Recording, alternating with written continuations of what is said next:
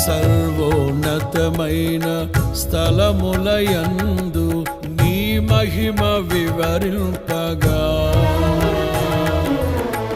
ఉన్నతమైన నీ సంకల్పము ఎన్నడు ఆశ్చర్యమే.